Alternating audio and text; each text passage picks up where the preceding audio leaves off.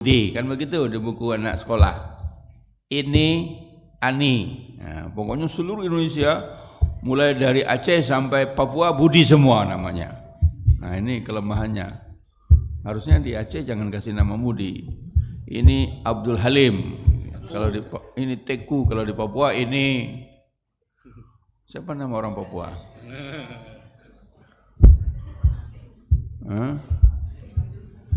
Fancet siapa tuh? Kalau dijawab, nah mungkin bolehlah dijawab Budi ya. Budi itu Jawa apa Sunda? Budi. Berbudi. Nah, tapi karena memang seragam, seragam jadi semuanya ini Budi, ini Ani. Budi main sepak bola, Ani main boneka. Ibu Budi memasak. Ibu Ani memasak, Bapak Budi kantor. Lagi membersihkan mobil. Gitu. Jadi kemudian kerja itu sudah dibagi berdasarkan gender. Dibagi. Menjahit, nah itu gender perempuan. Memasak itu perempuan. Mulai dari kecil main boneka, kan gitu ya. Sampai berkelahinya pun juga beda kelahi laki-laki dan perempuan. Kalau perempuan cakar-cakaran, tinjunya bukan begini tapi begini. Kalau laki-laki baru gini. Itu dibentuk. Nah pertanyaannya, kalau teorinya sesuatu yang dibentuk boleh dirubah, kan itu teorinya, karena dia bukan given, bukan kodrat, bukan fitrah. Jadi kalau yang membentuk sosial, kemudian terjadi perkembangan berabad-abad kemudian, menurut pandangan sosial sudah enggak tepat, ya dirubah. Kalau yang membentuknya adalah budaya, tapi kemudian dianggap enggak cocok, budaya juga bisa merubah. Undang-undang bisa merubah. Cuman, nah, yang bidang kajian saya, kalau yang membentuk gender itu agama, boleh nggak dirubah? Nah ini, agama ini yang menentukan. Ar-rijalu qawwamuna 'alan nisa, itu agama. Surat An-Nisa ayat 34. Ar-rijalu qawwamuna 'alan nisa. Bisa nggak dirubah kalau agama? Jadi nanti muncul pertanyaan mulai dari penciptaan perempuan. Menurut Al-Quran, tepatnya menurut tafsir Al-Quran, manusia pertama diciptakan adalah Adam. Adam diciptakan dari tanah. Manusia kedua diciptakan dari Adam. Ya, min nafsin wahidah wa khalaqa minha dari min nafsin wahidah itu zaujaha, pasangannya. Nah ini dibahas. Jadi yang dibahas itu adalah tafsirnya. Sehingga umumnya para mufassir menyatakan manusia pertama Adam laki-laki, dan Adam itu nama orang. Adam tidak sama dengan Bashar. Kalau Bashar manusia, tapi kalau Adam nama. Bukan generik Adam itu. Kalau yang generik itu adalah Bashar, tapi kalau Adam nama. Dan Adam ini laki-laki. Jadi bisa dikaji dari segi tafsir. Ya Adam uskun anta. Nah, pakai kata uskun, fi'il mudhari, fi'il amar untuk laki-laki. Anta lebih tegas lagi, laki-laki. Jadi nggak bisa dikatakan Adam itu belum tentu laki-laki. Al-Quran bilang laki-laki kok. Ya Adam uskun anta wa zaujukal jannah. Sedangkan pasangannya wa khalaqa minha zaujaha, pasangannya. Nah, kalau namanya pasangan dalam bahasa Arab ya harus beda. Kalau sama bukan pasangan. Ya. Jadi kalau Adam itu pasangannya perempuan, Hawa, bukan Joko. Adam manusia pertama, manusia kedua Joko, enggak. Bukan pula Prabowo. Ya, bukan Ma'ruf Amin, bukan pula Sandiaga Uno. Jadi saya harus sebut dua-duanya lah. PP Muhammadiyah katanya. Sekarang orang agak sensitif dengan contoh-contoh begitu. Dan saya kalau foto nggak ngangkat-ngangkat jari lagi. Salah ngangkat jari gini. Wah itu persepsi. Jadi saya mimpin rapat MUI setelah ketua umum jadi cawapres, kan saya yang didaulat sebagai semula disebut PLT tapi nggak jadi, ya. Tapi saya mimpin rapat. Terus saya katakan kita MUI netral. Karena Kiai Maruf Amin maju jadi cawapres bukan atas nama MUI, tapi atas nama pribadi. Jadi kita nggak tanggung jawab. Apapun yang terjadi pada beliau sebagai cawapres, MUI tidak tanggung jawab karena MUI mewakili umat. Calon presiden MUI itu ada dua, saya bilang ada dua calon presiden MUI itu. Saya diprotes, Pak Enar jangan lama-lama duanya gitu. Nah, saya kan bilang calon presiden kita itu ada dua gitu sebelum. Pak jangan lama-lama duanya gitu. Loh, emangnya kenapa kalau dua? Ada pengurus MUI aja sensitif gitu ya. Ya sudahlah, dua sebelum kita aja. Nah, dua lagi. Sehingga orang yang moto sekarang tidak mau lagi itu. Kalau dia dua tidak mau, dia langsung dia dua, kata tidak mau satu dulu. Kalau dia satu juga tidak mau, dia sebut dua. Ya udahlah. Jadi Adam manusia pertama, Allah mengatakan pasangannya, zaujaha, pasangannya. Nah, pasangan itu tidak disebutkan di sini siapa, tapi yang jelas dari semua penelusuran itu pasangan itu perempuan dan tidak disebut namanya di dalam Al-Qur'an. Tapi kalau sejarah menyebut namanya adalah Hawa. Nah, sekarang Hawa diciptakan dari Adam.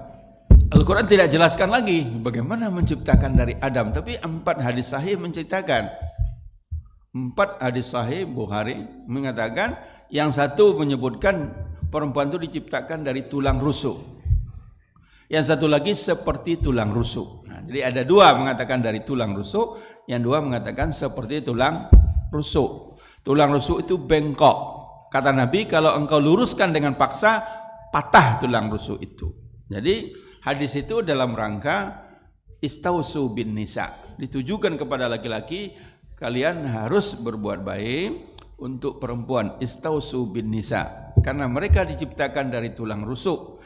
Kalau kalian luruskan dengan paksa, patah. Kalau kalian biarkan, dia tetap bengkok. Nah, itu hadisnya begitu. Jadi kalau tulangnya bengkok begini, dipaksa patah. Tapi kalau tidak diluruskan, tetap dia bengkok. Nah, itu harus ada seni meluruskan tulang rusuk. Nah, dipanasi dikit-dikit.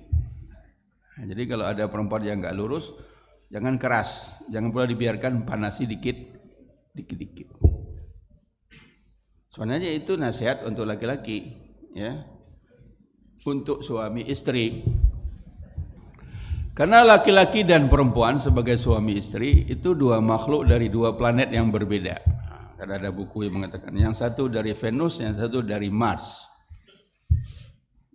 Kalau Venus ini suka, kalau bicara suka dramatisir. Jadi perempuan itu kalau bicara suka drama, didramatisir demikian rupa. Kalau laki-laki datar. Jadi kalau tidak paham suami istri, kalau tidak paham bahasa ini bisa bertengkar. Apa kata istrinya? Pak, terserah mau panggil Pak, Papi, Abi, gitu ya. Pak, besok hari Minggu kita ajak anak-anak ke mall ya, jalan-jalan. Apa kata suaminya? Oh nggak bisa, hari Minggu saya ada acara. Apa jawaban istri? Acara terus, anak-anak tidak pernah diajak jalan-jalan. Nah, itu bahasa makhluk Venus. Drama langsung drama. Dia bilang acara terus, anak-anak nggak pernah diajak jalan-jalan. Padahal 2 minggu yang lalu baru saja diajak jalan-jalan. Itu kalau suaminya nggak ngerti bahasa orang planet Venus ini, emosi dia. Apa kamu bilang? Nggak pernah. 2 minggu yang lalu, bulan yang lalu, bertengkar kan? Tapi karena suaminya makhluk Mars, nah dia tenang aja. Begitu istrinya wanita karir, di kantor banyak masalah, sampai di rumah istrinya udah marah-marah aja, marah-marah. Kata suaminya, kenapa mak? Capek ya? Kalau begitu enggak usah bekerja saja, kenapa harus bekerja? Kan papa sudah menyiapkan semuanya. Tambah marah dia. Enak aja laki-laki nyuruh saya berhenti bekerja gitu. Nah, nanti Anda akan merasakan itu. Ya, ketemu dengan makhluk Venus dan Anda ketemu juga makhluk Mars. Makhluk Mars ini enggak punya perasaan, datar. Ya. Jadi istrinya nelpon suaminya, Pak, anak kita sakit, sambil nangis. Apa kata suaminya? Oh sakit ya, nanti malam kita bawa ke dokter. Tidak nanti malam Pak, sekarang juga. Bapak ini masih banyak acara nih di kantor. Mau rapat nih nanti siang. Bapak ini rapat terus, anak ini. Udah Bapak kirim sopir biar ngantar sekarang. Tidak bisa, harus Bapak yang pulang. Dia akhirnya sudahlah. Suaminya ngalah, pulang dia. Dia antarlah anak ke rumah sakit. Sepanjang jalan ibunya nangis terus. Ini anaknya masih balita ini, masih 2 tahun lah gitu ya. Nangis terus dia. Bawa ke dokter. Ternyata memang harus nginep. Harus opname, masuk kamar. Suaminya nangis terus, istrinya nangis, suaminya enggak. Setelah masuk kamar, apa kata suaminya? Nah, mama di sini nunggu ya, papa balik kantor, ada meeting nih jam 1. Anak sakit masih meeting juga dipikirkan. Soalnya enggak punya perasaan ini. Ya begitu laki-laki dengan makhluk Mars, tenang dia. Dia bisa nyimpan perasaannya, akal dia menangkap. Kalau bayinya menangis, bayinya sakit, ibu menangis, bapaknya dia beritahu ikut menangis, terus dua-duanya panik, dua-duanya nangis, mati anaknya, nggak ada yang menyelamatkan. Untunglah makhluk Mars ini lebih tenang. Begitu sembuh, pulang, mau bayar, suaminya yang nangis. Istrinya bilang, kalau urusan bayar, mama nggak mau tahu, itu urusan papa. Suaminya baru gantian nangis. Perempuan itu lebih senang dibohongi tapi indah. Indah tapi bohong. Dia lebih memilih indah tapi bohong daripada benar tapi pahit. Nah, itu perempuan. Sehingga dimanfaatkan oleh laki-laki yang gombal ini. Jadi setelah suami istri baru menikah ini pasangan muda ini di taman. Nah, apa kata perempuan? Mas, ngomong-ngomong sebelum ketemu saya sudah ada perempuan lain enggak mas? Masnya ragu jawab. Enggak usah ragu mas, saya cuma pengen tahu aja kok. Kita kan sudah suami istri, enggak apa-apa. Saya enggak marah kok, kalau ada cerita aja. Nah, akhirnya cerita dia. Kamu perempuan yang kelima katanya. Yang diharapkan itu bukan itu, yang diharapkan kaulah yang pertama dan kaulah yang terakhir satu-satunya. Tapi dijawab, kamu perempuan yang ke-5. Langsung marah dia, enggak ngomong-ngomong dia, diam aja begitu. Rusak suasana. Nah, lalu kalau enggak banyak akal namanya bukan laki-laki. Nah, lalu dia dekat, marah ya. Saya sengaja berbohong untuk menguji engkau betul-betul cinta enggak dengan saya. Ternyata engkau marah betul, itu tandanya engkau memang betul-betul cinta. Nah, sekarang saya cerita yang sebenarnya. Engkaulah perempuan yang pertama dan engkau yang terakhir. Ini yang bohong, tapi dia senang. Yang benar yang pertama, tapi pahit. Nah gitu. Jadi perempuan tuh lebih senang dibohongi tapi indah. Nah itu rahasia perempuan ya, jangan ditiru ya. Benar nggak itu? Enggak pak, coba aja nanti kalau udah percaya.